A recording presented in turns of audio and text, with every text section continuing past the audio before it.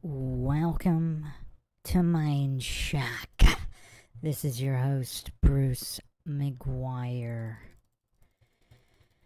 And welcome to part 2 of dissecting what is possibly the most important documentary of all time. Not for the content specifically, not for the conclusions allegedly reached, but for the questions asked.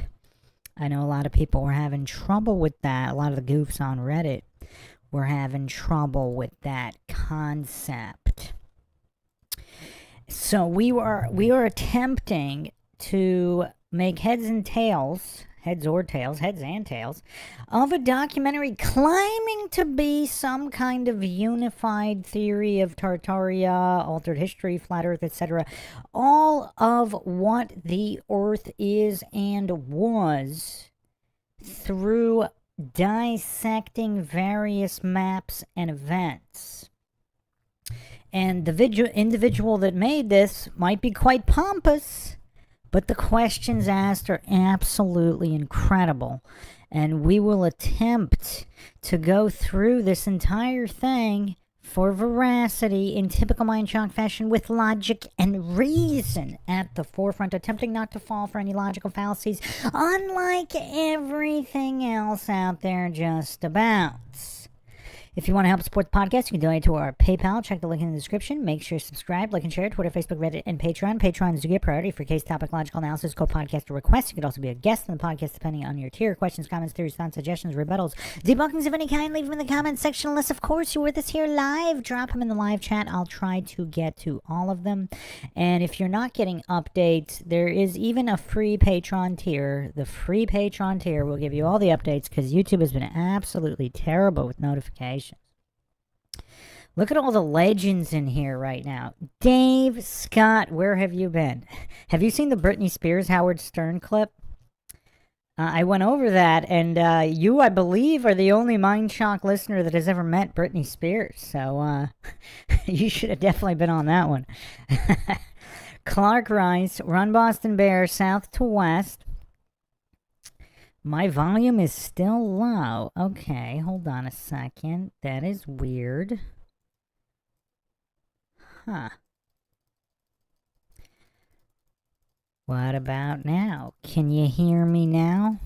Is that better? Can you hear me now?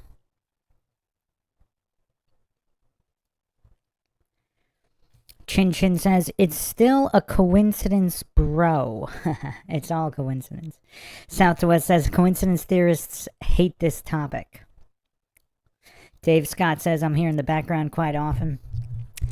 Yeah, I missed your comments. You always have great thoughts. Run Boston Bear says, having you maxed out on my iPhone is normal, no change. Yeah, I just boosted it by like 3 decibels. So I don't know what's going on there. Okay, Run Boston Bear says slightly better. I don't think I mean, it's red line. It's clipping on my end now. But if nobody has any complaints, I'll leave it here. Normally I would turn it down a little bit because it's clipping. But hopefully everybody has heard or watched episode 1. We left off on asylums. And I'll play the clip just real quick because I wanted to go into the etymology of asylums because asylum is a very interesting word, and I think there's a lot of clues in the word. So, obviously, going back to the phony phonetics of the Phoenicians, which this guy's going to touch upon as well. Now, again, I'm not saying any of his conclusions about anything are true. But the questions he asks are some of the best I have ever seen asked. And his research is pretty on point as well. Pretty on point. So let's go through the clip real quick. This is, and again, the name of the documentary is Sour Saw to Be Free. I can't pronounce it. So, Orsa.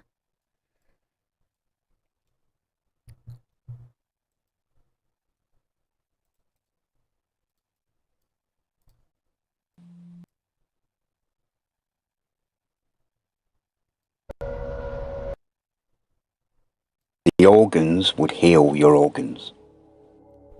It's a reason into or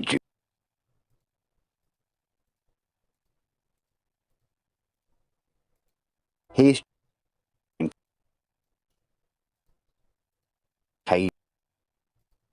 what was the height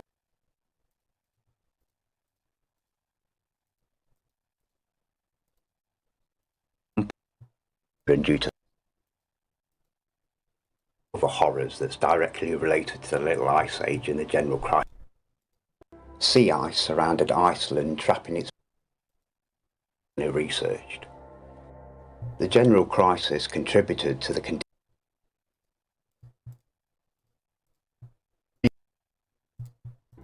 early first wave of American settlers, 95%, 70% there, over there erratic like rabbits. It's actually Scotland.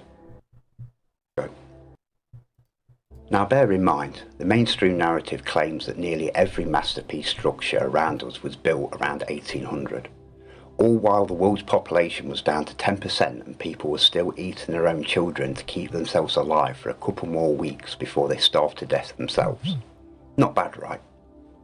But dig a little deeper and we don't see the mass building of masterpieces worldwide.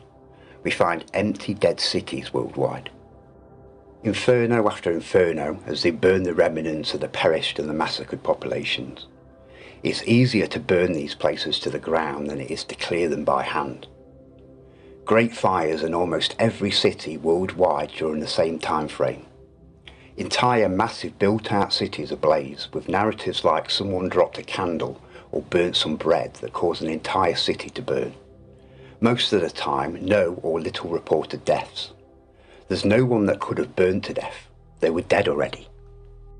Fire cleared and cleaned the land for our timeline's period, but it's evident that this was more than fire.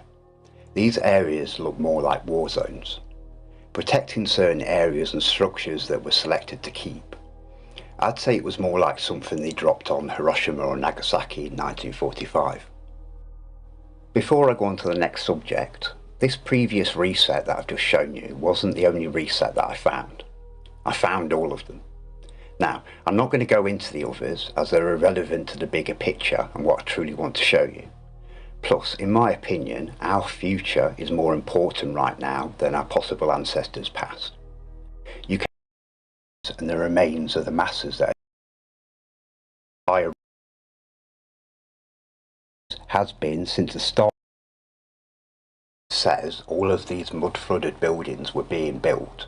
All we ever find time, offering millions of. Were these poor children orphaned by the horrors of the previous reset, or was there a more sinister explanation to this? The next part is more of a question on my behalf. The incubator babies.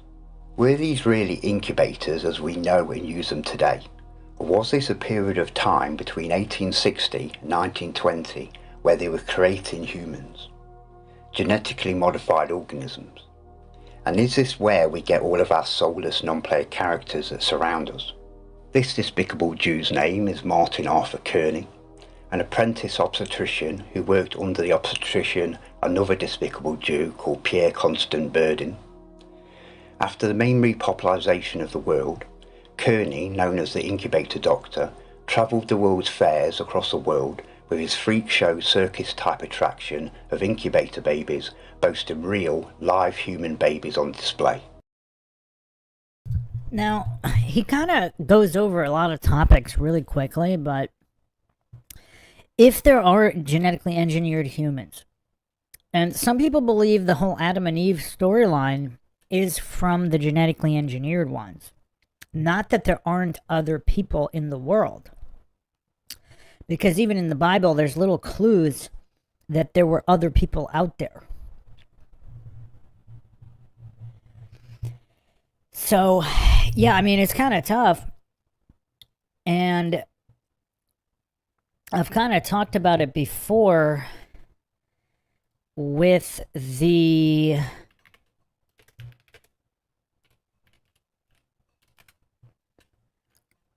the 144,000 people.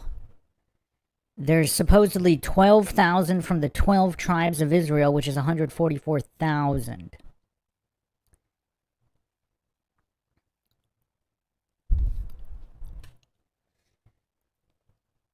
Now, so how many does that mean that there's only 144,000 souls?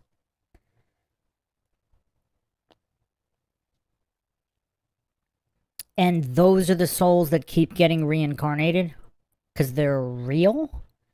And then all the genetically engineered people, who knows how many there are? Because how do you determine what the true population of the world is? Trusting governments? I mean, that's kind of silly. I mean, what kind of gullible goof is going to trust their government? So it's very difficult. Like, how do you even do population estimates? Like, even if you drive through a major city like New York City. So New York City apparently can have over 10 million people, and not that they live there, but commute there. I mean, that's tough to just think about in your head. Because you walk out on a massively crowded New York City block. I mean, you could see a couple thousand people. A couple thousand per block. I mean, how many blocks are there in New York City?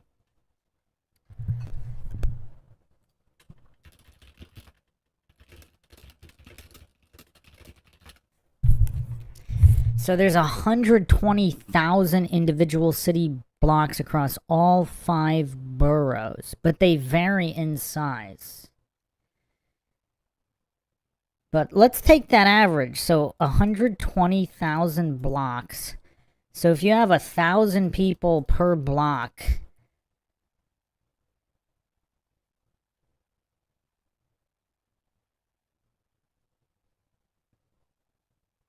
so that's wait.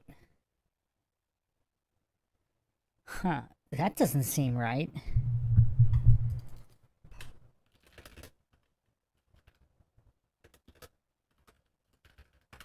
Well, yeah, that's because there wouldn't be 1,000 people for each block, because some of the blocks only have like 50 people on them. Not every block is massively populated in all of New York City, all the boroughs.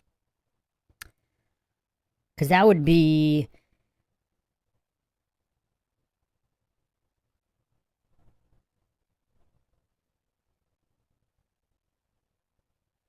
like 120 million people. So that's definitely not right. Alright, let's see.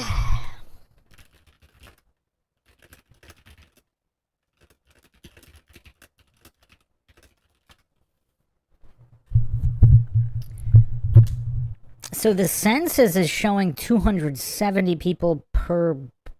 Okay, so density per block. 270, but it's between 270 to 1,400 depending on the population of the block. That's really tough. I mean, that's just really tough.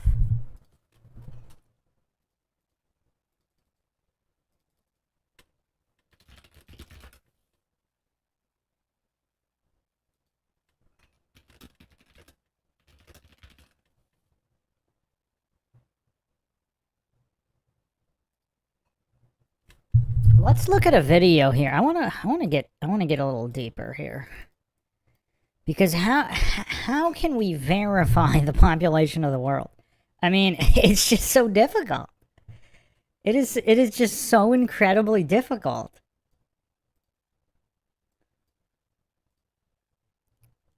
Are there really 11 million people in New York on any given day? I mean, I don't know. That's just so tough. Let's do a time-lapse comparison here.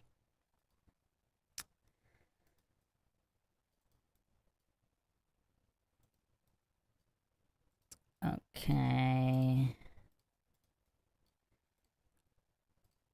We're going to get to the asylums in a second, but this is all related.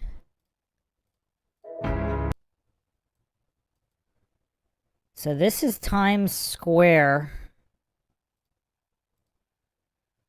1900. Interesting. You still look at this Tartarian building on the left, though.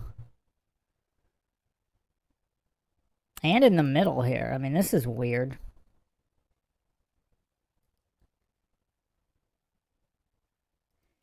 Wow, that's a huge increase. Look at the amount of people there between 1900. What would this is weird. Is this the same angle? It's kind of whack. How whack is the official narrative here?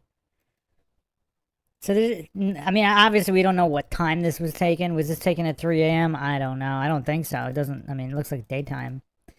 And then this looks like daytime too. But that's weird.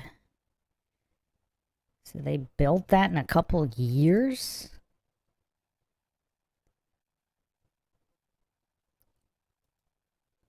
Oh, there's different angles. Okay. Yeah, I mean, there's clearly a couple. There clearly could potentially be 1,000 people here.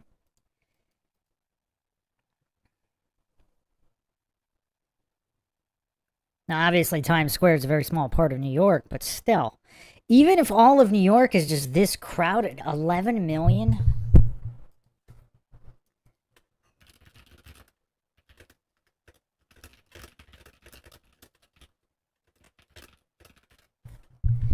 I mean, you got all the boroughs, but I mean, it's just. All right, that was the metro area. So I'm looking it up right now. Well, as of 2012, there's only 4 million people in New York. Huh. So 20 million people live in the New York metro area. Okay, how far does the metro... Okay, so 2 million people reside in Manhattan. But a few million commute into Manhattan. So if we're taking only Manhattan... I don't know. There's that many millions of people in Manhattan.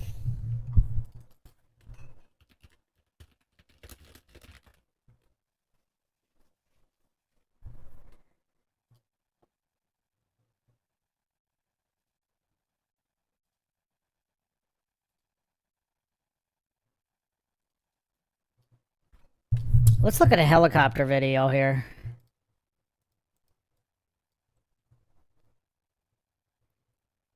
It's just so tough to quantify this.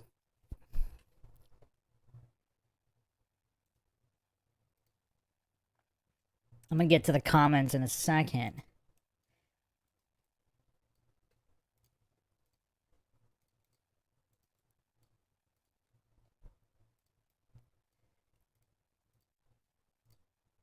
So this is Manhattan from the air.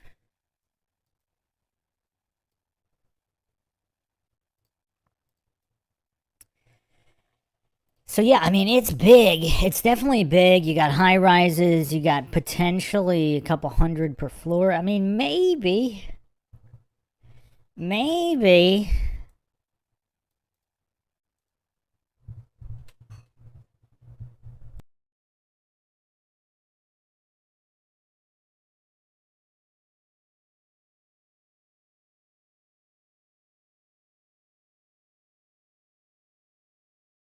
I mean, even in this photo from 1940, I mean, what is that? Like 70 cars approximately? I mean, that's not a lot. Not that there's a lot of people traveling by car, but I don't know, man. I mean, it's definitely densely populated, but millions upon millions. It's just kind of weird. It's kind of weird. I mean, just look at the count the people on the street. What is there? Less than 100 people in this photo in 1960.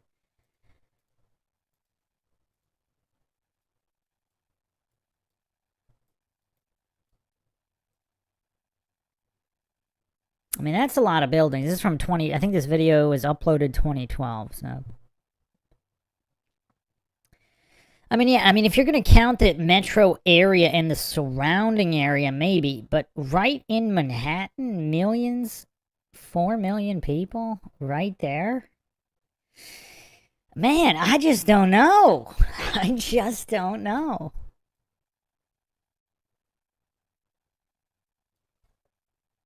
Maybe.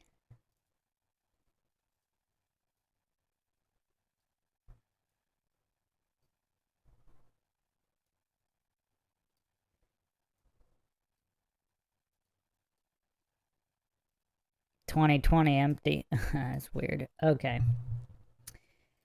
Yeah, what does everybody think of that? Alright, let me catch up on the comments here. Thomas Bambury says, what are your thoughts on the origin of the U.S. Constitution? Well, that needs its own episode.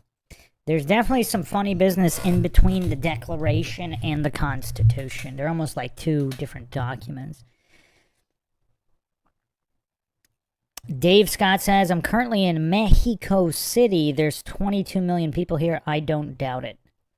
How do you verify 22 mil, though? I mean, even when you got a big city, it's just block, couple hundred a block. Even if, I don't know, it's tough. Jeff says, there's this theory which claims the Bible story played out in Europe, specifically the Netherlands. However crazy it sounds, the guy's evidence with city names, if I remember it. Yeah, there's the same city names everywhere, though.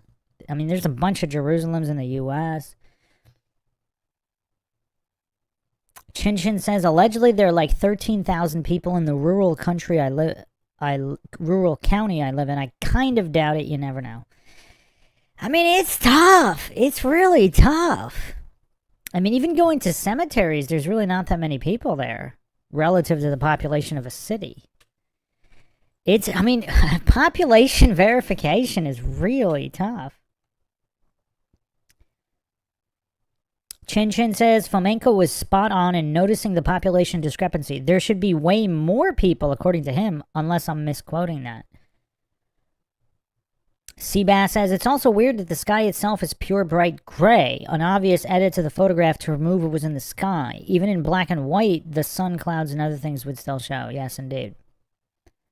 Show up as different.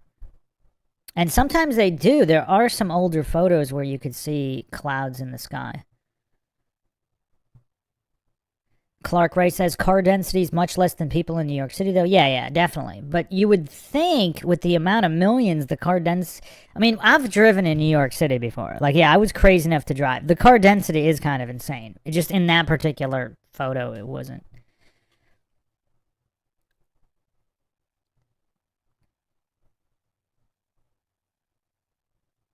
Run Boston Bear says, I think the total population numbers are fudged high so the elites can feel nervous about overpopulation and climate issues. It helps them to want to lower the population. Dave Scott says, I can't verify. However, it sprawls for dozens of miles. It's humbling. Yeah, but New York City's not that huge, though. Yeah, there's other cities out there that are absolutely just huge. Like in some of the again, I don't know about the total population of China in terms of the billions, but if you watch videos of some of their cities, like Hong Kong is so huge. And the density is just insane. I don't know. Let's see what the official numbers are.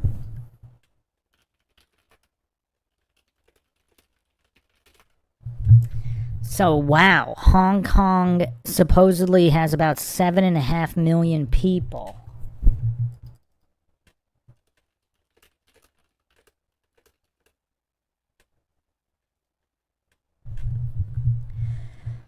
Wow, it's actually about the same size as New York City. Well, supposedly, so it says it's significantly larger, but New York City is up to 4. I guess it depends on how you count. But it says it's 40% larger than New York City. I mean, that's a lot. But then there's the ranges here are a little bit close. Wow. Other ranges are saying it's 1.41 times as big. But some of that is mountains, which is not developed. So, yeah, I don't know. Okay. Yeah, well, this is crazy. Look up, just going on Google, then it's saying Hong Kong is smaller than New York City. Wow. Okay. I don't know how anybody's counting anything here. So, there's a different count everywhere. But supposedly the New York population is bigger than Hong Kong.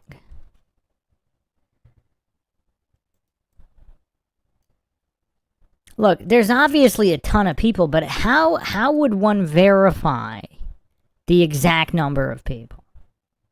So if they're inflating by, let's say, 10%, like, is that going to be that noticeable? So if they inflate 10% in major cities, I mean, how would somebody? I mean, how would somebody like? How would you figure that out?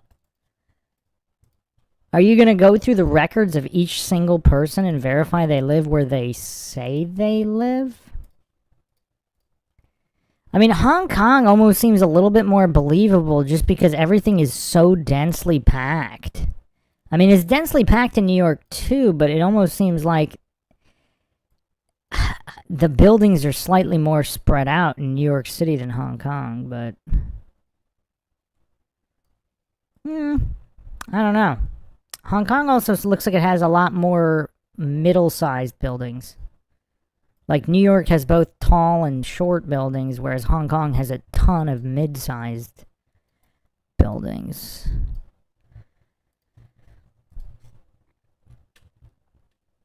Yeah, Jeff has a good point here. I think the people of Hong Kong have smaller apartments, so there could perhaps fit more people. Yeah, some of the slums of Hong Kong, I mean, they're little closets. There's like 8 people in per closet apartment. So, I mean, that's a good point, Jeff. Like, Hong Kong seems a little bit more believable. People think New York apartments are small. I mean, there are some absolute closets with 8, 9, 10 people in Hong Kong.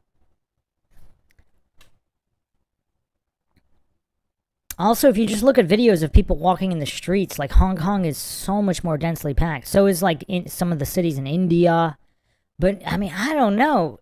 Like New York is tough. LA too. Like I lived in LA, and it just doesn't seem that there's that. I mean, LA's got a pretty large surface area though. It's like really spread out, but.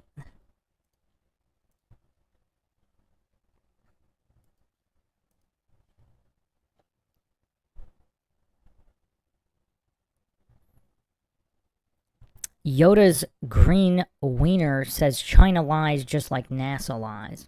Everybody lies. Seabass says, I think the population is high because it doesn't account for all the fake identities they create. Make a fake social security number, birth certificate. Yeah, that's definitely going to play. Yeah. I wouldn't trust any of the census reports, but there's other population estimates outside of that. I just don't know where they get their numbers.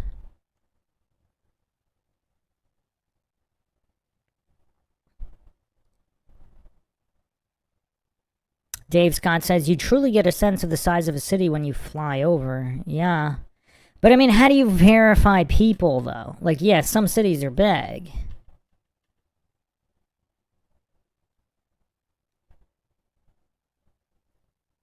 Clark Rice says, it's weird to live in highly dense places because everyone's sense of crowding becomes skewed. Yeah, that's a good point. That's a good point.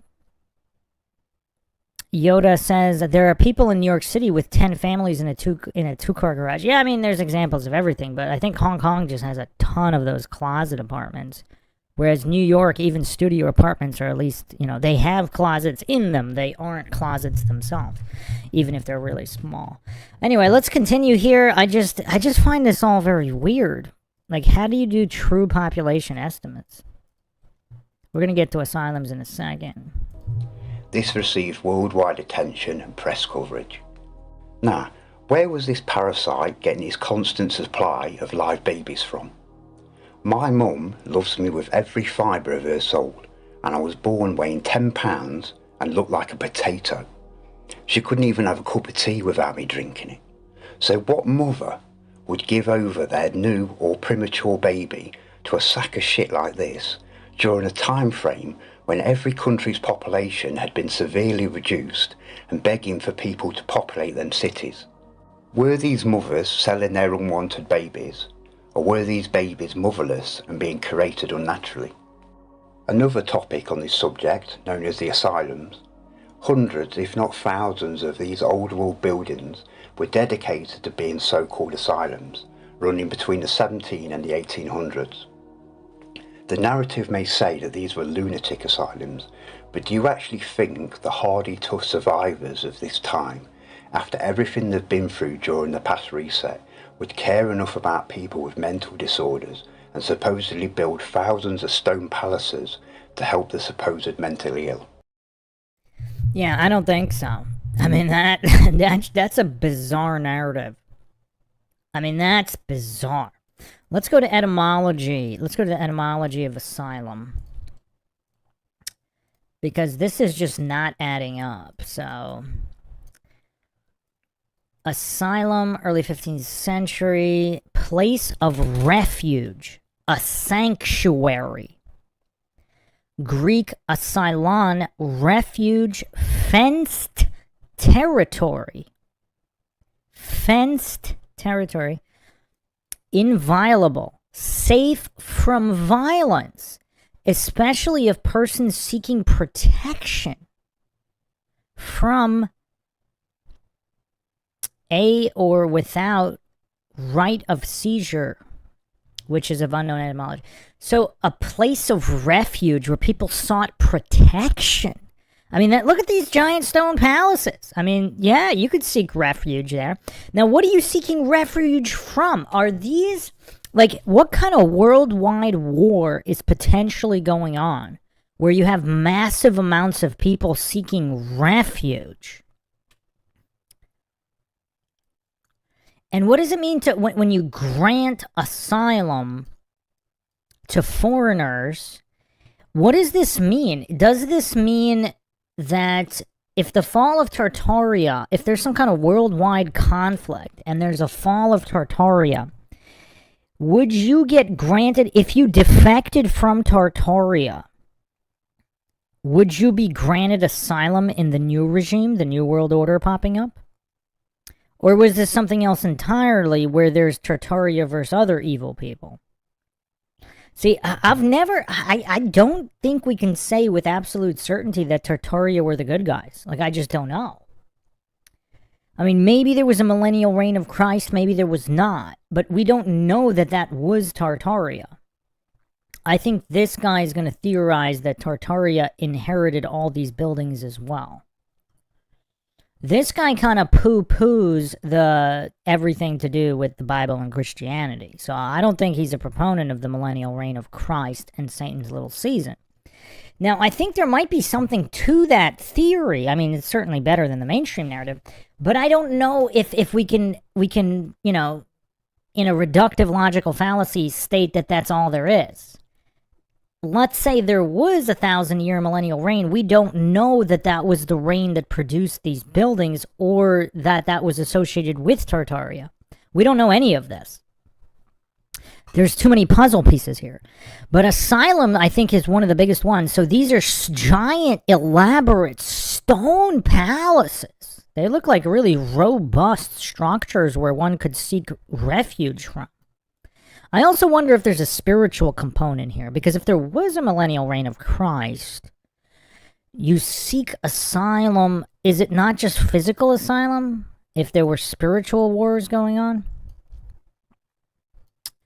So it means an inviolable place, a place that's not violated. Formerly a place where criminals and debtors sought shelter from justice and from which they could not be taken without sacrilege. Now, is that the cover-up narrative? The general sense of safe or secure place is from the 1640s. The abstract sense of inviolable shelter, protection from pursuit or arrest, is from 1712. The meaning benevolent institution to shelter some class of persons suffering social, mental, or bodily defects is from 1773, originally of female orphans, so shortly before this alleged Revolutionary War. A shelter for female orphans. So now here's where the kind of the dark theory comes. What if, who knows what these asylums were in the past in Tartarian times, and if they're still Tartarian times in 1770s, are they hoodwinking people? So is this the government pretending you'll get shelter here? And this is where you just, you get re-educated, and female orphans and women are just used to create babies to repopulate these foundations. So a couple different theories here. Let's not fall for false dichotomies. Like, it seems there's definitely something to asylums. I think it's a huge, huge key to what was going on. And it's possible they were once benevolent, and then the evil ones usurped these institutions.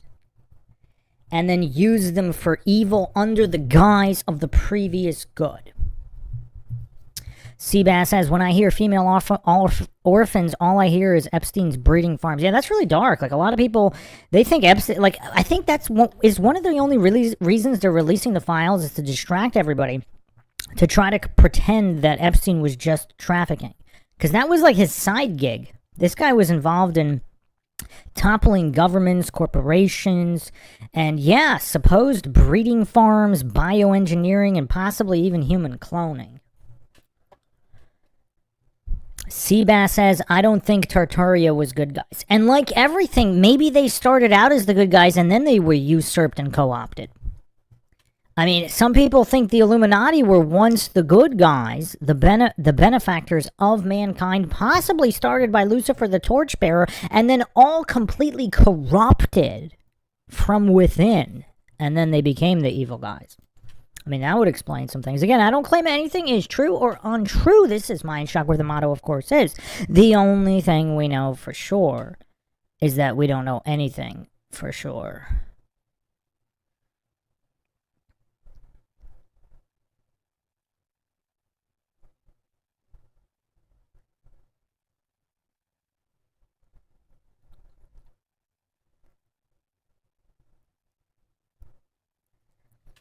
Clark says, I live very near an abandoned New York State mental hospital. There were over 10,000 people housed there. They had a major league baseball team, huge farms, etc.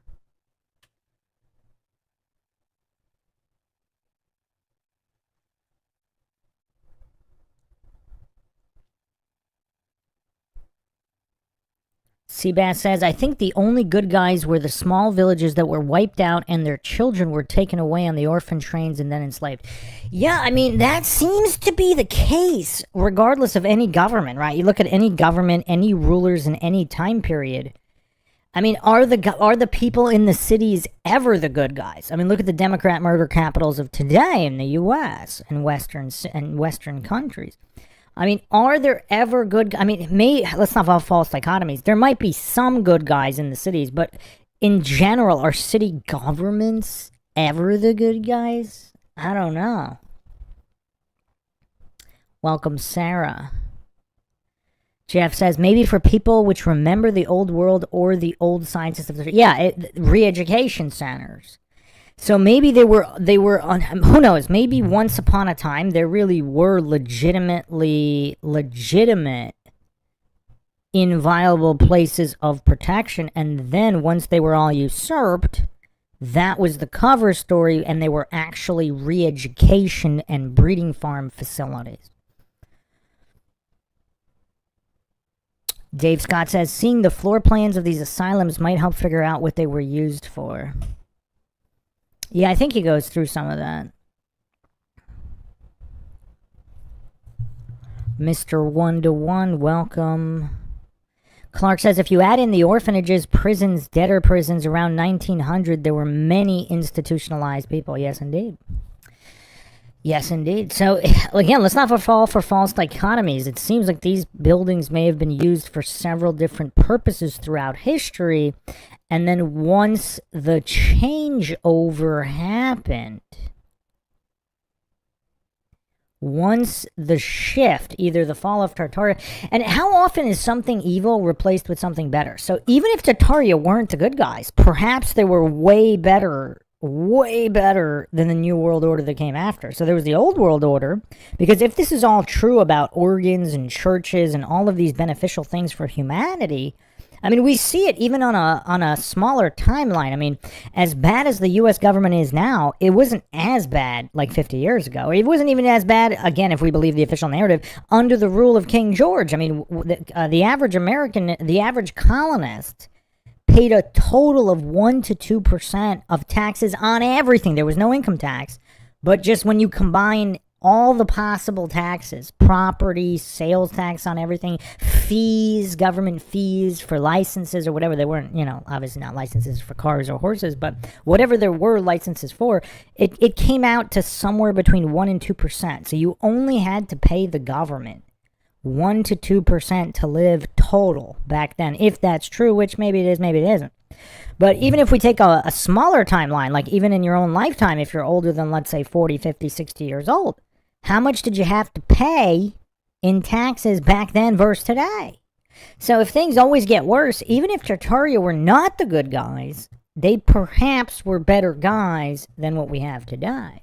Was this the case of just a gang of corrupt people enslaving humanity, and they threw them way more breadcrumbs than the New World Order that took over, like a different gang that took over, that threw back far less breadcrumbs?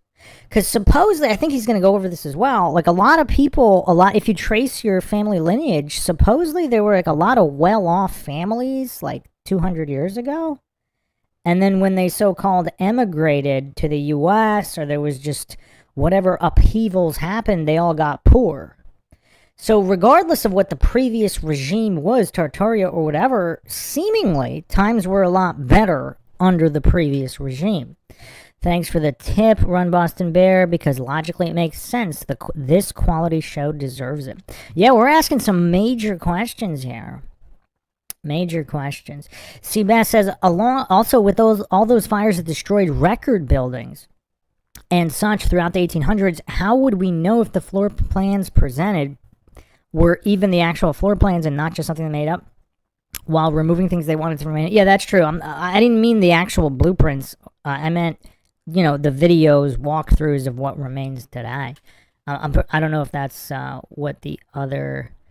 whoever said that meant, but let's continue here.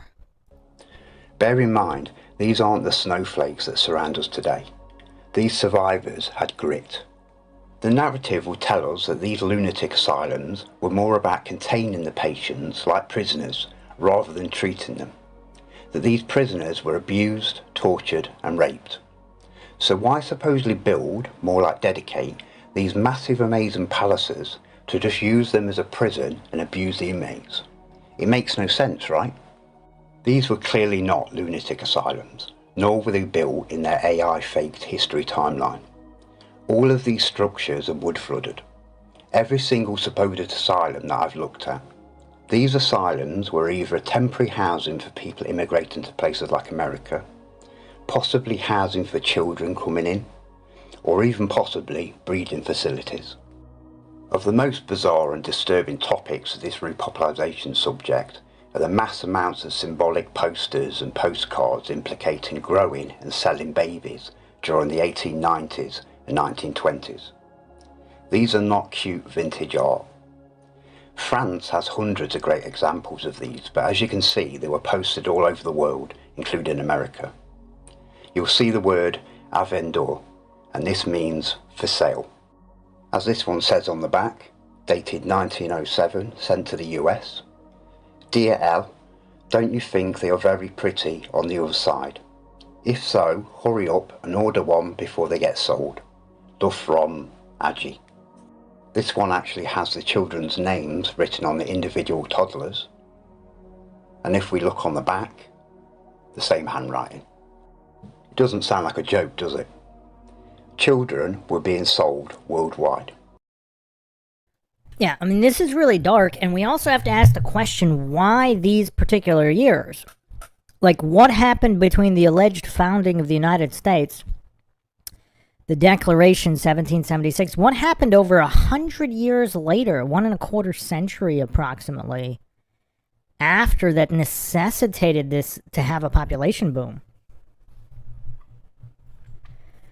I mean, this is weird. It would almost make more sense if this was happening prior to the revolution. And maybe it was. There's just not enough evidence of that. I don't know. But yeah, I mean, maybe it was happening back then too. And you might think, why would you advertise them like this? Would you rather choose your GMO baby by this picture or something more realistic? A part of our recent history that the mainstream narrative doesn't want you knowing about, as the chances are you may be a descendant of one of these GMO non-player characters. In the 1900s, my dad was an incubator baby in Coney Island. He was on display. They had just invented the incubator.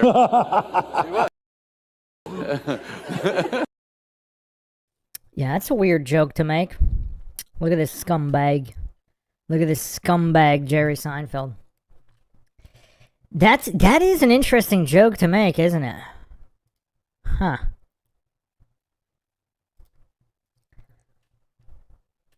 Yeah, Run Boston Bear says it's better to send tips to the PayPal, paypal.me/mindshock. Yes, indeed. YouTube takes quite a bit of the cut. Clark Ray saying, how many babies were unwanted without birth control? Yeah, that's a good question. That's a good question. And again, what's with the growing, like the Cabbage Patch Kids? I mean, that's just so weird. Like, what's with the growing of the babies, the incubators? I mean, and then, of course, possibly unwanted babies. But back then, I mean, we could only speculate, unless some are claiming the society was just as degenerate. But from what are known past century, just the past century, it seems like people were more traditional in the past, and there wasn't quite an astronomical amount of children born out of wedlock. But who knows? Who knows? Seabass says, the asylum shown on the aerial view looked more like the wings of a castle for a kingdom than an asylum. Yeah, not to mention, like, the ornate ceilings and everything. Like, they were very well made. I mean, just incredible. The way it branched out while heading backward also made it look like a protective wall guards could use to draw a defense line. Yeah, some of them actually had stone walls surrounding it as well. Obviously, a lot of them no longer exist, but... You could literally tell me anything, I'd believe it. No, it's true. Yeah. Ask yourself, what was your great-grandparents' names? Or their parents' names? Probably blank, right? These now called catacombs are under every ancient and old world cathedral and church worldwide. More well known in Paris, but the size of France's catacombs only validates the mass death there. All bones dated during the Little Ice Age. Coincidence, right? After the past reset, these remains were lined in old world tunnels originally built to feed the city's water supplies. Presented in a symbolic, demonic, disrespectful manner, most known catacombs, only small sections are permitted to the public, but they admit to them having hundreds of miles that are restricted.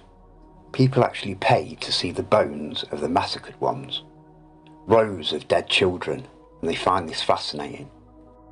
Something I can only explain as trophies of the cult, and it won't be a coincidence that they're under every old world power station, nor why they surround these so-called churches with graves of rotting bodies of the dead, graves that only date after the last reset.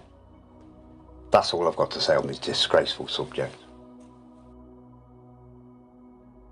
Because the cult's AI knows what I am and knows that I know the truth, it will communicate to me differently to how it would with most.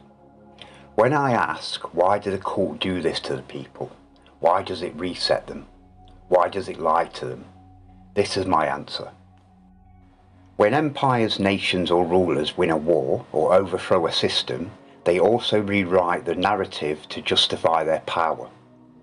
If people knew all the ways they'd been exploited, they'd resist. Suppressing certain truths maintains control over populations. Education systems are designed for compliance, not exploration. Kids are taught clean versions of events instead of the messy reality. Truth threatens power. A population that knows its real history is harder to control. A society that remembers lost knowledge doesn't need rulers. A people who understand how often we've been reset would question everything. Whole empires, lost technology and cultural worldviews don't fit neatly into textbooks. A cult literally means hidden. Ruling classes often kept deeper knowledge for themselves. Religion and politics, both the same thing, censored anything that threatens their authority, labelling it hearsay, superstition or conspiracy. Governments and media shape collective memory through propaganda, film, school and even monuments. By controlling what we remember, they influence how we behave. I think that answers my questions pretty well. Humanity did, could and would live in harmony and abundance without being governed. We wouldn't need to break the law, common law, natural law, the law of the land, that you won't bring harm or loss to another human being. That's all we need. That covers all crimes. But it doesn't stop the cult pushing their 70,000 statute legislations upon us, put in place to control and collect revenue from us to feed their own greed, destruction, genocides, and even funding our own current Great Reset. A statute rule has the force of law upon consent of the governed. They poison our skies and air while blocking the sun and even blatantly admitting it, hurtling us into the next little ice age. And I've already shown you what happens after that. They poison our water supply. They poison our food. They poison our healthcare. Their AI orchestrates worldwide fake pandemics. And the docile, obedient non-player characters did as they were programmed to, attempted to police us, muffled voices through their face masks. You know what I just thought of too, to kind of expand on the NPCs, the incubator babies, or the genetically engineered. Were they, like, if they're playing the long game, were the ancestors of the current NPCs, was that the goal, to just flood with so many NPCs that they would always outvote and outcrowd the real souls? To get the real souls to comply through mob rule, through social pressure. Was that what they were specifically engineered to do? And since they have no soul, they don't feel bad about it. Now again, let's not fall for false dichotomies. There's probably plenty of real souls who got hoodwinked, and once, if they're not too mentally weak to re-examine what had happened, they might feel bad about it. But if true NPCs are soulless, they would never feel bad about it. They're the equivalent of sociopaths.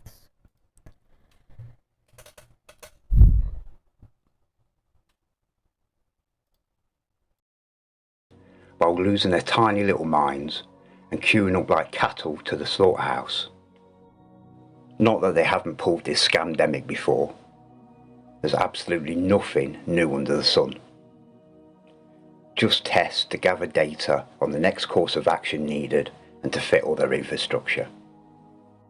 All areas and subjects of the truth movement have been infiltrated by shill deceivers and what I call non-player character truthers. Non-player characters playing conspiracy theorist, pushing 5% truth with 95% fantasy bullshit, misinformation, fear and deception. And then we've got the fully AI-controlled truth content creators, spouting the same shite as the non-player character truthers. It's the same issue with genuine truth journalists.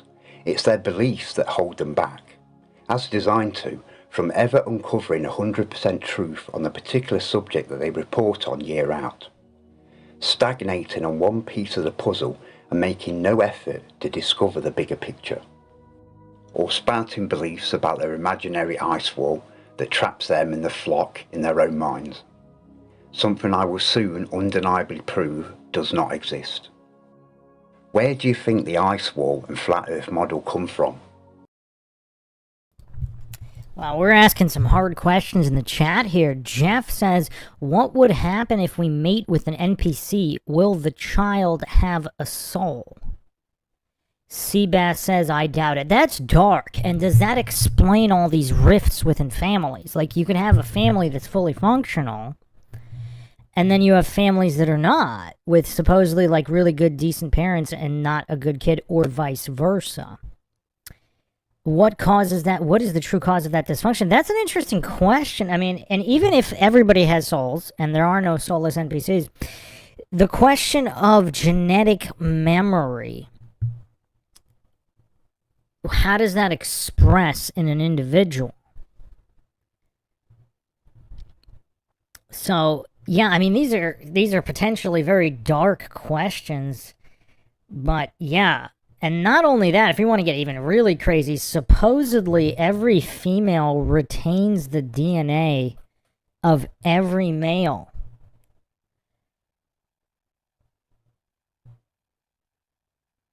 That she has copulated with.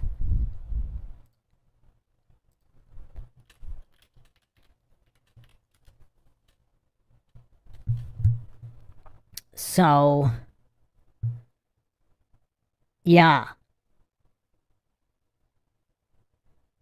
that's interesting.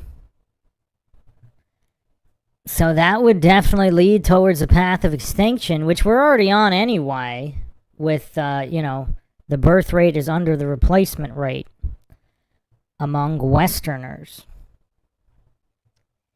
But the question of the souls, and this, I've brought this up before, but I guess now's a good time as well. There was a really creepy short story I read so many years ago, and it just stayed with me, even before I asked some of these questions.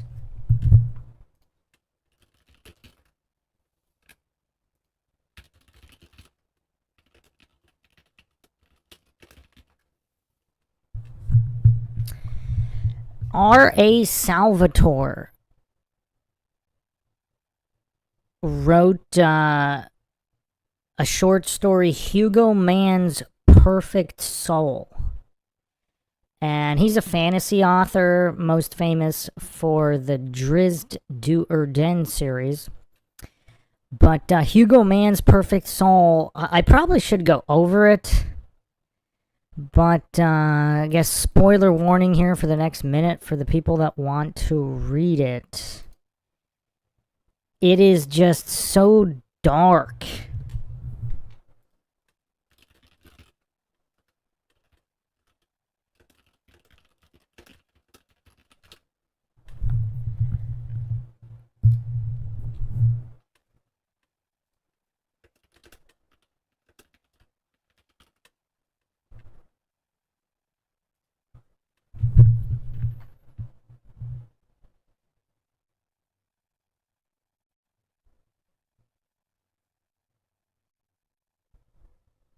Well, also curious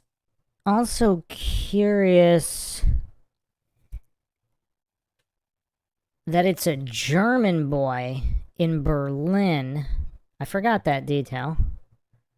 Perhaps that's very telling as well.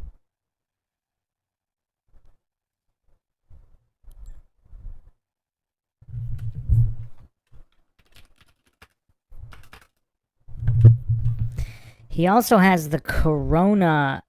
Corona is a name in the fantasy world in the Demon Wars saga, which is interesting.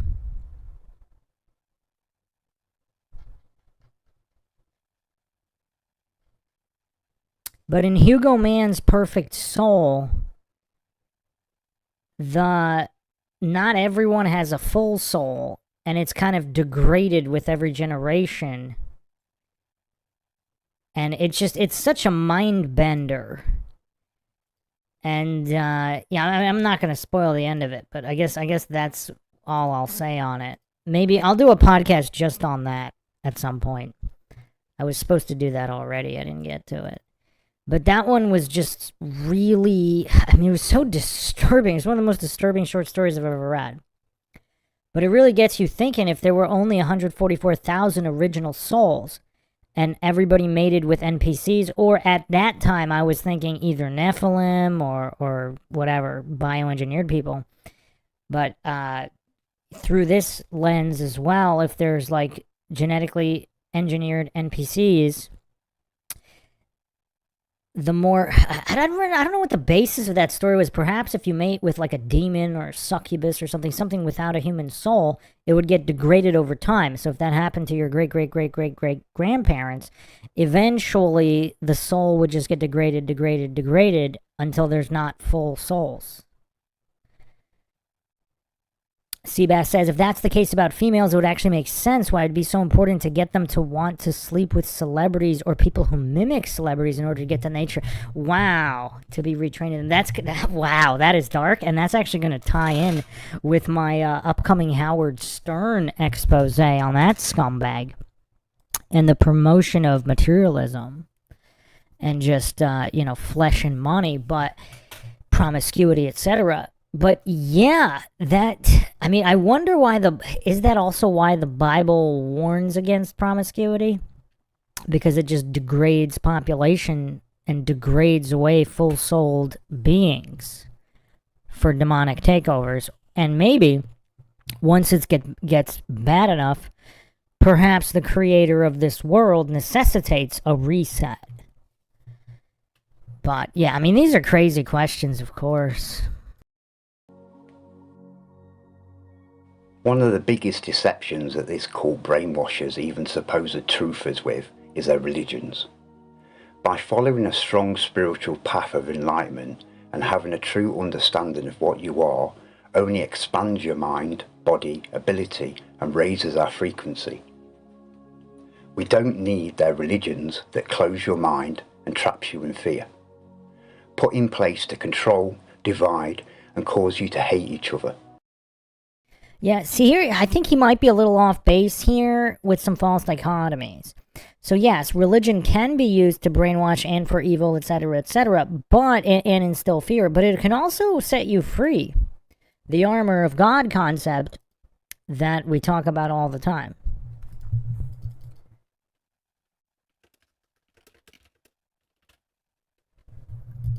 Especially, like, one of the most famous quotes is from the Bible is Psalm 23:4.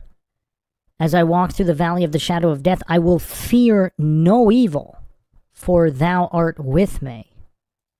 So faith can also, and obviously, you know, the only thing to fear is fear itself, because fear puts you in a negative vibration, etc. So if you're using religion for good, and it gives you the armor of God in a way atheists can never have, atheists are far more afraid.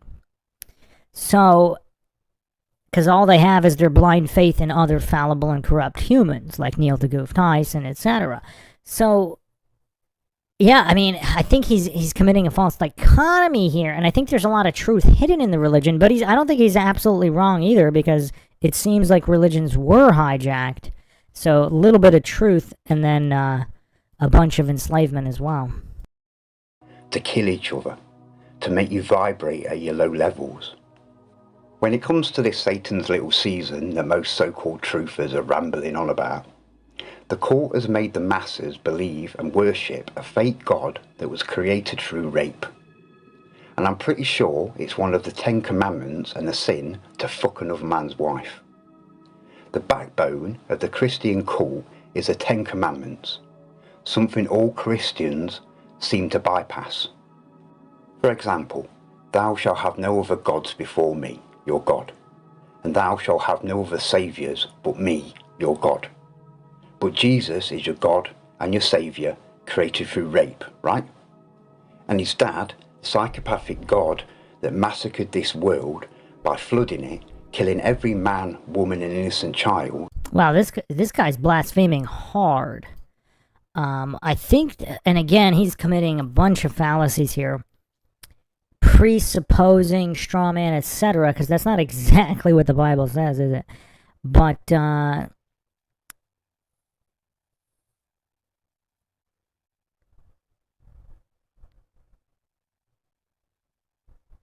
Seabass says, okay, hold on a second.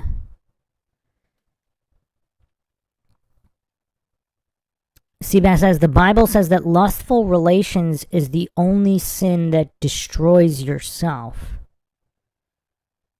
This is the verse I'm talking about. Flee fornication. Every sin that a man doeth is without the body, but he that committeth fornication sinneth against his own body.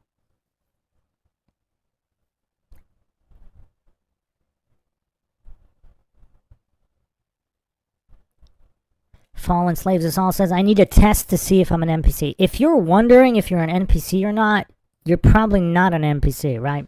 Because NPCs probably aren't programmed to wonder that. I'm guessing. Unless, of course, we're going with the partial souls theory, in which if you're, 50% or more NPC, maybe you can wonder. I don't know.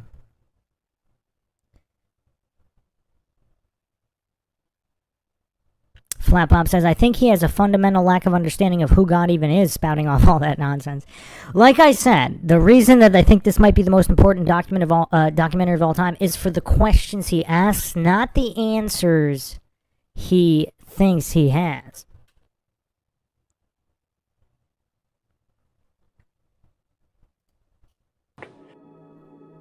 The cult have fooled all religions into worshipping evil, to make sinners of you all. Maybe this is why the cult reset and massacre the population so often, collecting the souls of their flock. The timeline before the last reset believed that Jesus was coming to save them too. He never turned up. If the people of that Again, presupposing he never turned up. If he did turn up and there was a millennial reign of Christ, etc., etc. that gullible and unenlightened that they can't see this clear deception, then maybe it is for the best that they sell their souls to Jesus for so-called salvation. I believe in nothing unless I can prove it. That's why they're your beliefs, because you can't. If something is true, you can prove it. We in this world were created, but not by the cults made up false gods written by their dogshit AI. I want to make clear from the start that I have no intention. Alright, his triggering about the Bible aside, he's going to make some excellent points about maps right here. This is some of the most interesting stuff in the documentary. I mean, this is really why I chose it, actually, in the points he's going to bring up now regarding maps. On sailing to the lands recently referred to as Antarctica. But understanding the truth of Antarctica is vital to the understanding of the bigger picture. And this is not it. The flat earth model. Our supposed known world in the middle, a ring of ice referred to as the Antarctic ice wall that wraps around our world and imprisons your minds. The first atlas globe type map showing ice or an ice wall pops up around 1892 with the likes of the famous and heavily pushed Gleason's map. We now know that all the ice formed that we see rapidly melting today was caused by the Little Ice Age between 1600 and 1850. And later on, I'll prove that nowadays Antarctica is the only remaining landmass that still remains partially frozen. The narrative of Antarctica obviously has deceptions, but in reality it's fairly close to its narrative in comparison to the purposely deceitful flat earth model. Soon after the end of the Little Ice Age, Freemason Admiral Byrd's expeditions were sent out to inspect the damage and find out what was left. A few years later, in 1961, the Antarctic Treaty was formed. The only agreement and treaty signed by all high-power nations and never broken. Now, most that have proclaimed that this treaty prevents the public from passing south of the 60 degrees south have been criticised. Now, don't get me wrong, restricting us beyond the 60th south is exactly what the treaty does. But number 2 of their rule states there will be complete freedom of scientific investigations. Now, by all means, apply for permission from your governors, begging to explore Antarctica to scientifically prove that their own bullshit narrative is alive. And if you're granted permission, I will fully fund the expedition and take you there myself. But you will be ignored, investigated, or denied. And don't think you can lie your way to permission. As it says in number 7, all Antarctic stations and all ships and aircraft supplying Antarctica shall be open to inspectors from any treaty nation. But they do add number 6. The treaty applies to all land and ice shelves south of 60 degrees south, but not the seas. Which quickly takes us to their fake Antarctic trips, holidays and vacations. We've got South America. Down at the bottom, we've got Cape Horn and Drake Passage, an area of ocean 600 miles wide. This thin passage added with Cape Horn, where the Atlantic and the Pacific Oceans clash. Known amongst us sailors as the most treacherous area in the world. The worst area one would want to sail through. A true test of a sailor's skill and grit. A place that's claimed tens of thousands of lives. So when it comes to trips to Antarctica, this would be the worst area to make the crossing by vessel. Keep that in mind. The narrative and deceptive tour guides claim there's 8 different ways to explore Antarctica, and you can book tickets for a couple of them for about £10,000 to £30,000 per person, sometimes just for a 2-day trip. Number 1, the classic Western Peninsula voyage. crossing the Drake's Passage by vessel, even jokes about the unpredictable seas of death, stopping at the Shetland Islands, King George Islands and Half Moon Islands, none of which are Antarctica, but the flooded Caledonia of Deception Islands. You just can't make this shit up, and we'll get back onto that later. Number 2, cross the Antarctic Circle. This one sounds more promising, right? Only a handful of souls have been further than 66 degrees south. Maybe they'll let you be the 6th, right? Crossing the Drake by vessel again. Most Antarctic cruisers don't actually cross the Antarctic Circle. Shocking, right? A couple of days on a boat around the Western Peninsula, looking from the vessel, of course. Potentially crossing the Antarctic Circle line, meaning you've not crossed it and you won't be. Number 3, Antarctica, South Georgia and the Falkland Islands. Crossing the Drake again. Neither the Falkland Islands or South Georgia Islands are Antarctica. Number 4, the Ross Sea from New Zealand. Only a handful of ships per year head south from New Zealand, so good luck trying to book this fake Antarctic trip. But even if you did, the pristine Snare Islands, the Macquarie Islands, the Campbell Islands and the Auckland Islands are not Antarctica. Number 5, the Weddell Sea and the Eastern Peninsula. Crossing the Drake Passage again. Paulet Island on the tip of the peninsula is not Antarctica. Number 6, fly to Antarctica and onto the pole. A 5-hour flight to what they call the geographic South Pole, what a joke, but they get 3 to 4 hours here. In reality, you're flown to near the peninsula and shown a cheap barbershop pole for a selfie opportunity. Don't bother taking your compass because it won't indicate you're anywhere near the South Pole because you're not. Number 7, the semi-circumnavigation. A vessel from New Zealand across the Drake Passage. Peter First Island, sailing round the Mundan Sea, Ross Sea or Ross Island is not Antarctica. Plus, the Ross Ice Shelf is where all the sheer icefall photos come from. But in reality, it's just this little bit. Number 8, hilarious opportunity.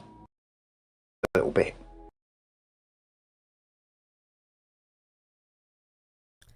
I mean, he's making some really interesting points, and I've brought this up a bunch of times. Just because you went to somewhere where they told you was in Antarctica, how do you know you're actually in Antarctica, especially in relation to where the other continents are? Now, this is basic children's level logic, but all these brain-dead goofs and anti-flat earth grifters like Simon Dan, Not a Professor Dave, Neil deGoof Tyson, all these brain-dead retards are hallucinating that some kind of an alleged movement of something in the sky in a place that they couldn't even verify was truly Antarctica somehow proves the flat earth invalid? I mean, can you get any more brain dead? I mean, it's just weird. It's just weird. These are simple concepts. Welcome, Duck and Felonies. And Christopher X. Miller, if I said that correctly. Emperor Lord Zed. Is that you, Lord Zed? Welcome, Tom Rosland.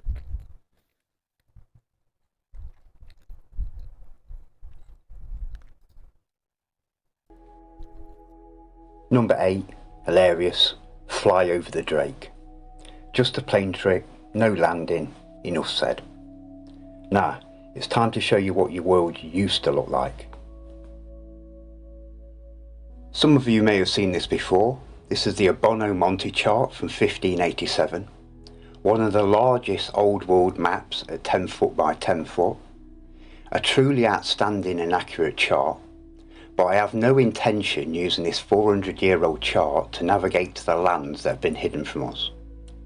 Remember earlier, the way I found the past Great Reset, the Little Ice Age and the crisis of humanity was because of this very map. It's no coincidence that it's the least documented old world map amongst supposed truthers. They don't want you looking at this map, as you may discover the hundreds of truths and hidden knowledge that I have. But even the cult has to follow the rules of this world. The truth must be there to find, hidden in plain sight. But they do love to turn your world upside down, in every way, even literally. Due to pesky cartographers and historians that retain a soul and minds to think, proving that the currently used Mercator map is completely distorted and inaccurate compared to the slightly more but still deceptive Gauss-Peter projection map, the cult have been forced to roll out their damage control and, as always, slowly adapt a new deceptive narrative. But trying to wrap our world around a globe distorts both of these deceptive maps. There's many good presentations and papers written on this subject. The main part overlooked concerning the Gauss-Peters projection map is that it's meant to be this way up, a reality that I'll explain later on. All genuine maps, new and old, are navigational aids for land, sea and air. Any charts I show are predominantly charts for sea navigation. All real maps include the key to navigate safely the very map itself. If a map does not include this, it's just a pretty picture or fantasy art like this pile of shit that all the non-player character truthers shill out. In modern marine navigation, we use multiple types of technology to travel accurately and as safely as possible. Very few modern civilian sailors can read paper charts and plot a heading. Like with most these days, technology strips their human skills that their ancestors thrived on, making lazy, incompetent and easy to dispose of sheeple. Even though I have chart plotters and other tech aboard like radar, I understand that technology is a lot of the time unreliable. But the captain's old school. A simple compass or a clear view of the sun or stars is all I need to navigate this world around us. Added with new and old charts, more reliable tech like my autopilot, radar, plus knowing all the sea shanties, I'm in my element. I've translated Monty's 1587 map in its entirety from ancient Italian to English. Now, do I believe that Monty pictured the exterior lands and their coastlines in perfect detail? No. Not only have these lands been decimated during the Little Ice Age, but you'll see these lands were relatively unknown in Monty's timeline, the people pre-reset to us. This was the edge of the known world in this time frame. The most important job of any marine chart is to inform how to travel from land to land. Routes, ports, tides, dangers along the path, that kind of thing. North is to our world's centre in all directions. South is pointing outwards in all directions parallel to north. Right, when facing north, is east. And left, when facing north, is west. For example, to travel to Galicia, one of the exterior landmasses, I'd go to the middle of Galicia, and pictured by Monty, and point direct north. Leads me to what's now called South Mexico, around these ports. On this site, it shows me what landmasses were called as far back as 1550.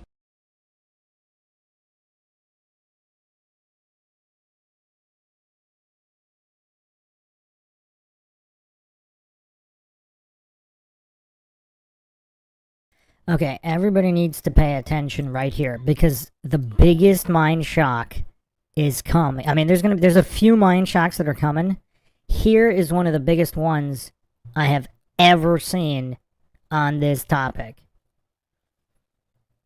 So, get ready, people. Get ready. Depending on the date that you enter down here. As you can see, modern day Mexico. Change the date to Monty's time of 1587. There were 3 kingdoms, one being New Galicia. The only slight spelling difference due to the Monty being in ancient Italian and the other being in English. You would head south from mainland New Galicia to travel to Galicia, the continent, from any of the many ports that Monty pictured along New Galicia. By 1787, the Americas had been claimed, but New Galicia still remained. Plus, Rupert got his little bit as well. Between 1882 and 83, New Galicia was renamed Jalisco and its history hidden and rewritten. But there's still loads of ancient and old world buildings still remaining in this area. Is everybody following here? This guy just linked lands on the Circle of Antarctica in a map from hundreds of years ago, which matches names with names in Mexico. I mean, was North and Central America and South America, are the continents of the inner pond, if the flat Earth map is true, are these all colonies from kingdoms that existed on the outer lands of Antarctica? I mean, it's only going to get crazier, but just pay attention here, because he's putting some things together I've never seen anybody else put together. At Monty's time, of 1587, there were 3 kingdoms, one being New Galicia. The only slight spelling difference due to the Monty being in ancient Italian and the other being in English. You would head south from mainland New Galicia to travel to Galicia. I mean, the coincidence theorist cope on this would have to be astonishing. So are we to believe that these old map makers are just fantasy and just making stuff up? I mean, this guy literally drew pictures of the inhabitants and animals and everything. I mean, this is one of the most detailed maps of all time. However, some of the continent shapes are off, and he's going to get into some of these issues. I started investigating some of them on my True History of the World podcast series, 2 episodes so far. I got to do a couple more there. There's so much more. But this is a major mind shock. Was there an ancient kingdom in Antarctica, on continents of the Antarctica landmass that encircles the world, if that's the true map of the world? What are the chances that this is all coincidence? The continent, from any of the many ports that Monty pictured along New Galicia. By 1787, the Americas had been claimed, but New Galicia still remained. Plus, Rupert got his little bit as well. Glenn asks, it gets colder and colder the further south you go. Where does heat come from to warm these alleged lands below? Well, the climate was different back then. There's no... The theories on why and exactly when, we'll get into that. We can get into that more. But yeah, because they drew vegetation. This isn't only this the Piri Reis map. I mean, there's other maps that show Antarctica green. Not to mention, Glenn, have you seen my Antarctica episode? Even now, there are freshwater, non-frozen lakes well above freezing in Antarctica, in the inner land, even on mainstream documentaries, like National Geographic, even today. So there's definitely funny business going on in Antarctica.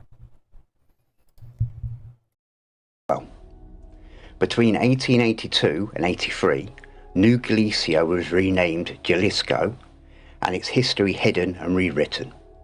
But there's still loads of ancient and old world buildings still remaining in this area. Now, I can do this all the way around this map, and it lines up perfectly with the new one too. I want to give you a quick walk around on the inner lands as well as the outer, as this map's a key to understanding the bigger picture and answers hundreds of questions. We'll start in the middle.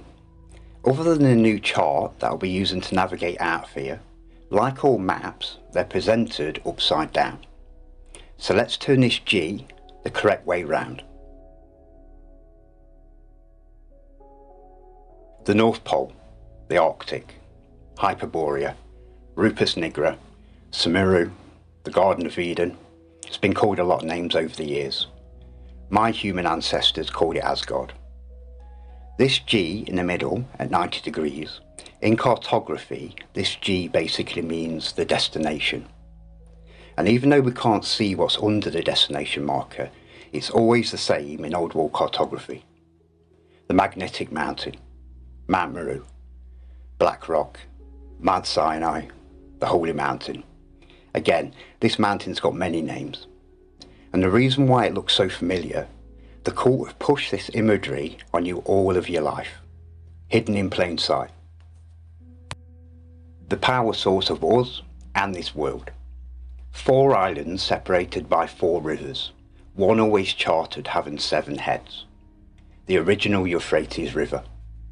The mountain described like a heart, drawing the oceans in and pushing it back out, causing the tides and the world's oceans currents, feeding a balance of warm water around our world's oceans. And let's not forget, Earth is an heart anagram. Earth, heart. Like any plasma source, each side of Hyperborea, we have the anode island and the cathode island. The cathode, the positive, life-giving, magnet pole and deep green island. The anode, the negative, life-taking, pole of the magnet Husiarka. Now, I can't actually translate what Husiarka means, maybe one of you know, but just breaking down that word, arca, magnetic, maybe there's a connection there, I'm not too sure. The anode and cathode islands have been shown in many other old world cartography, showing an understanding of this world up until our recent timeline. The ancients and old world civilizations knew all this and incorporated it into everything.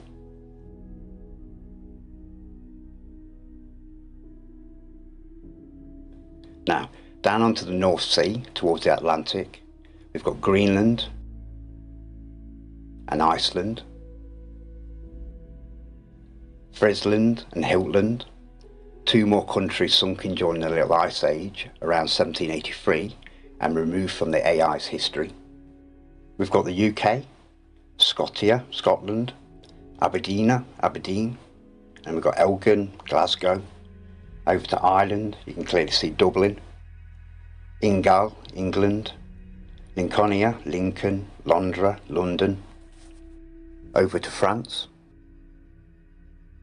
we've got Paris, somewhere I'm soon sailing with my son, St Michael's Mount, a stunning ancient island city off the coast of Normandy, Le Merville Abbey, which sits on top of the mount about 300 foot above sea level. I love gems like this that survived the Little Ice Age events. Onto the Mediterranean, we've got Spain, Italy, the Pisa Tower, possibly before the mudslides during the Little Ice Age gave it its lean, Egypt, the pyramids. Cairo is one of the largest cities pictured on the Monty map. Going over the Atlantic, remember this is 1587, so Canada only had Canadian provinces at this time, but fully built out with the ancient and old world infrastructure that we see there today. Take note of the griffin, that'll make more sense later. The translation was a little off on this one, but it basically says something along the lines of, here are griffins with 4 feet like eagles, and I'm pretty certain it says something about large crabs.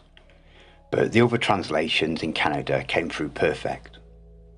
When these villages were discovered, they found very large, almost giant men and women, and they escorted the convoys chained, beardless and naked, genocided and enslaved like all natives. Down the east coast of what's now North America, we've got Florida. Florida was discovered in year 1522, about Easter, the day on which it was discovered. Now, it says discovered twice. Discovered only 65 years before this map was created. So shows how little this timeline knew before they were reset themselves. And it wasn't the so-called American Indians building these cities and living here, as I'll prove shortly. Down to Mexico. At the time, Mexico was just a city, not a country, and Monty pictures this city perfectly. Before its complete destruction during the Little Ice Age, Mexico was the largest city and capital of the Aztec Empire. The Aztecs were not the primitive savages that the mainstream pushes. Towards their end, sure, they had become more savage and started sacrificing people to their weather gods, but only due to the direct results of the Little Ice Age. But at the same time, the Satanic Church were burning hundreds of thousands of women due to thinking that they were witches and using their witchcraft to create the bad weather. Sometimes the woman's entire family and children were burned at the stake. And again here, I think he's got some crazy bias against Bible and Christians, etc. There are some theories that they were simply burning those of the old world previous reset survivors who had knowledge. And possibly, I don't know about magic powers, but some previous science. So were these Aztecs any more stupidly despicable as the rest of the so-called civilized Christian world at the time? But once the sea ice melted, the Aztecs were given their Christian genocide and colonized immediately. And again, we don't really know exactly what happened there. Over to the west coast of America. Anyone that knows their geography knows this looks odd. This well-known and documented country called California was amongst the largest land to be lost during the catastrophic destruction of this area during the Little Ice Age. And as you can see, we've got modern-day California where it is today. And just up, we've got San Francisco as expected, with active volcanoes that blow about 20 years later. This entire area, 4 times the size of Europe, first flooded into its own continent, then snapped off into the ocean around 1630. It's where Americans get their myths that one day California will snap off and sink into the Pacific Ocean. It's not that modern California will fall into the ocean, it's that California, the country, did fall into the ocean. It's like Chinese whispers from your ancestors. And bear in mind that the mainstream narrative says that San Francisco was found in 1776 and named in 1847. But here it is, in 1587, named San Francisco 300 years before the fake mainstream narrative supposedly even named it. Just like I've been showing you, to navigate to the country of California, you would travel south from mainland California. This line indicates south.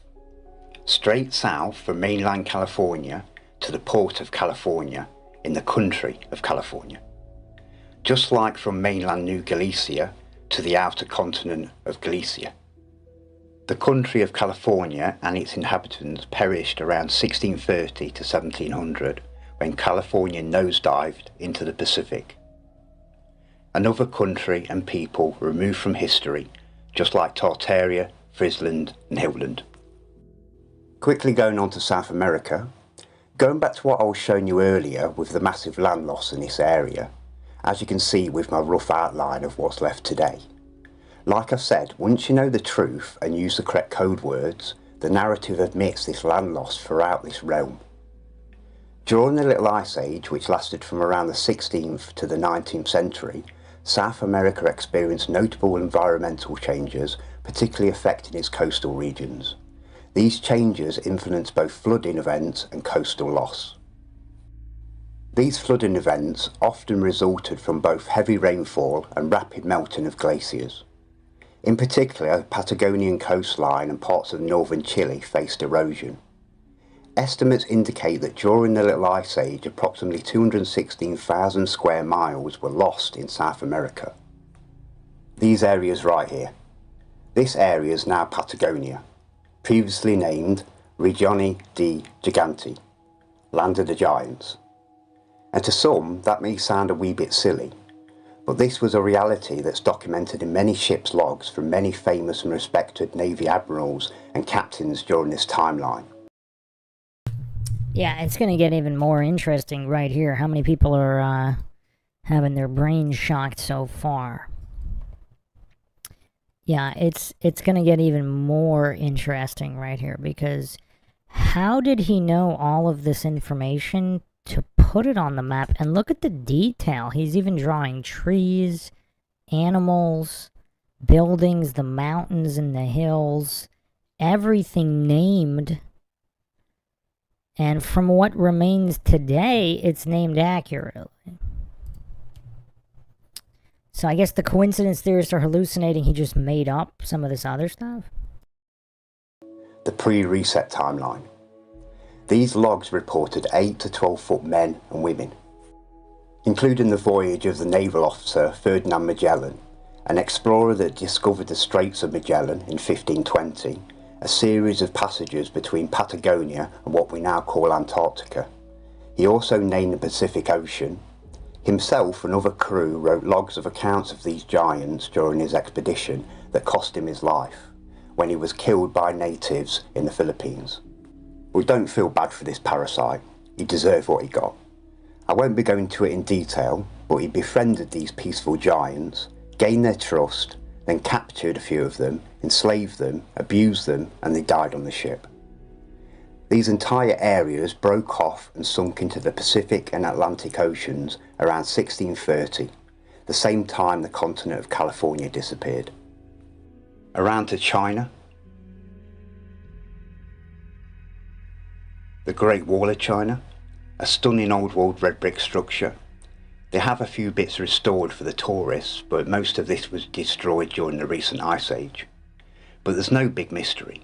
This has nothing to do with defence, just an old trade route to get through the mountains and over the rivers between the Chinese Ming Dynasty and Tartaria.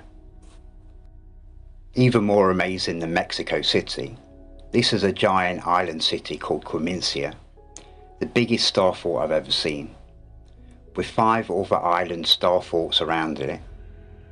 Probably thinking fantasy, right? No. Known as the City of Heaven, being the most splendid city in the world. Notice the 3 bridges? I told you, Monty's the man. This map was amazingly accurate for 1587. Dave Scott asks, making a map that detailed back then, could he have used remote viewing? Well, here's the thing. Why wouldn't it be detailed back then? If most of the world as it was mapped back then by many people, and then in between resets, knowledge is lost and it has to be remapped. But if cataclysms literally sunk continents and caused major shifts, the maps wouldn't look the same. And is that what we have now? As you can see, a huge starfall. Unfortunately, this city, everything around it, including its inhabitants, were wiped out during the direct results of the Little Ice Age. I mean, look how detailed that is. Look how detailed. Look at those cathedral domes and everything. Like architecture that we see in other places, just so detailed. But on the remote viewing question, one could argue, if that's all real, it would be possible today to remote view the previous reset world. You could possibly even use this map to do so you could actually specify exactly what you want to remote view. Now, people really need to stop calling everything old Tartarian. When you know the truth, you'll see how ridiculous it is. It's the cult shilling their misinformation and confusion. The cult have gone on shilling overdrive to make most of you think that the Tartarians made everything old world. They've made you believe the least likely race of people and country to have made everything are in fact the very people that did. Tartaria was obliterated around the same time as the fall of the Ming Dynasty, around 1644. We can only assume Tartaria fell in the same way. Yeah, so on the Real History of the World series, I'm actually going to go over why that might not be true and remnant. Now, maybe officially that's what happened, but perhaps there were remnants of Tartarians after that continued fighting in like small civil war types and all the way up through 1900. And I'll be going over all of that with receipts. This area is Tartaria, now called Russia. The lower region has sparse small cities and pictured. The above northern regions were individual teepee villages of Tartarian tribes, nomads moving with the seasons, hence the teepee tents and wagons. As we can read in these inscriptions, all these Tartars, savage and without fixed habitations, but they carry their pavilions with them, and they carry with them leather covers which they use instead of houses. Now take note of these white animals pulling their wagons. These animals. These are not wild animals. They're pictured with blue collars. They're working animals. And when you bear in mind that animals like horses didn't arrive in mass in Asia and America until around 1750 with the British and European settlers. This description says Canny Alani, which means Great Dane dogs. There is still a dog breed around today called the Great Dane. Due to crossbreeding, modern Danes grow smaller than the Tartarian original breed, but still, look at the size of these beasts. Now, you can see how they had these Great Danes pulling their wagons. We've got Maria Tartaro, the Tartarian Ocean.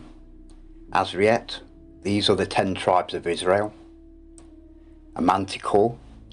Here there are animals with human faces, body of lions and tails of serpents. I'm guessing this is a womanticore, or this guy's just got bitch tits. When Monty pictures or talks about these creatures, it's because they're real. When he shows a unicorn, he means a unicorn. When he shows a cyclops, he means a cyclops. When he shows birds flying with elephants, it's because he's seen a bird flying with an elephant, and this bird was called Rock. Going from what we know is Tartaria onto what is now called Alaska. Remember, when the country of California took a nosedive into the Pacific Ocean, it took half of what's now Alaska with it. This area in 1587 were called the Ananian Province and the Quiveria Province. Notice another griffin, like in Canada and Tartaria, a real creature of course, and the crest of both Tartaria and China, including the Ming Dynasty.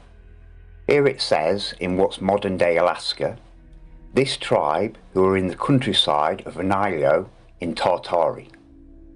This land is a region of Tartaria. Like countries of today, some claim rights to lands that are not attached to their own. Also take note of the same Tartarian teepee villages, tribes and the same Great Dane dogs. Small built-out cities in the lower southern regions, just like in Tartaria, and the multiple ports in the western regions of what's now Alaska, crossing over to the Ming Dynasty's City of Heaven. After the fall of the Ming Dynasty and Tartaria, the surviving Tartarians had to migrate south into Canada and what will become North America.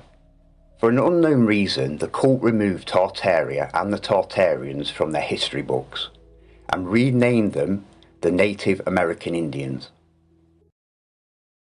So, yeah, this is quite a theory here. I'm not sure that that's what happened, but let's continue with his presentation. The Tartarians are not native to these lands. The Tartarians are not American. They were on this land before America was claimed and named. And the Tartarians are not Indians. These are Indians. You know, from India. The Tartarians are of Oriental descent, but their own unique species of human. While they kept their ancient native traditions of living naturally in teepee villages, wise and knowledgeable, a fresh start in a new world. See, one of my theories that I'm going over on the Real History of the World series is that the Tartarian, so after the previous major reset, so if Tartaria was the previous reset, possibly minor, the previous major one of Atlantis or whatever, that would have been, I guess, hundreds of years before the Tartarian reset, which could have been 100 to 300 years prior. So the one before that possibly was the Atlantean one. And when that happened, there was a contingent of people that wanted to live with nature because developing technology only leads to the ruin of the world. And there's some documentation on that. I've gone over this on,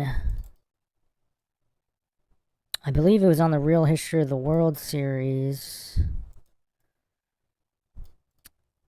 Let me bring it up right now. This is one of the most mind-shocking documents that nobody wants to look at, especially like those Native American advocacy groups that pretend that, the U.S. is all on invaded land that belong to the Native Americans, arbitrarily only taking one point of history. And I've actually posted this on some of their Twitter accounts. They never respond because their entire identity is built on hallucinating and pretending that the official narrative of history is true.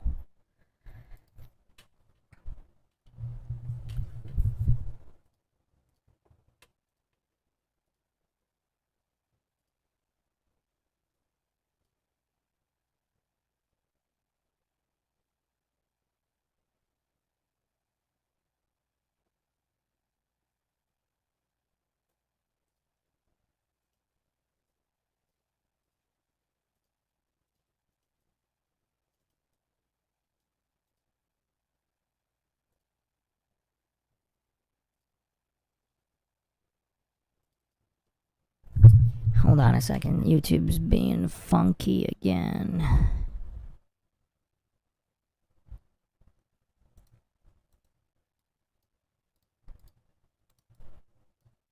Okay.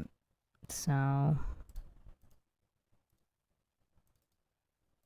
here it is. So this is Lucy Thompson's book, 1856 to the American Indian. Chapter 4 is Traditions of the Ancient White People.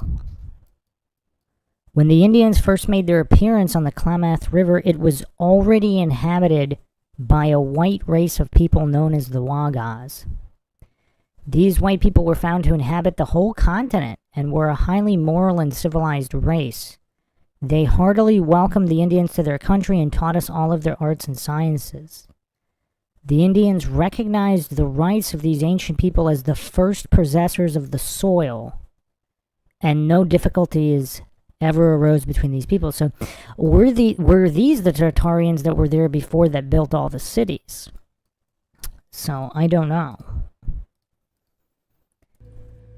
With still no horses on the land, and scientific proof that the first dogs of America came from Asia and Tartaria, due to the lack of resources and major famines worldwide at this time, the old ways of the Great Danes had to adapt.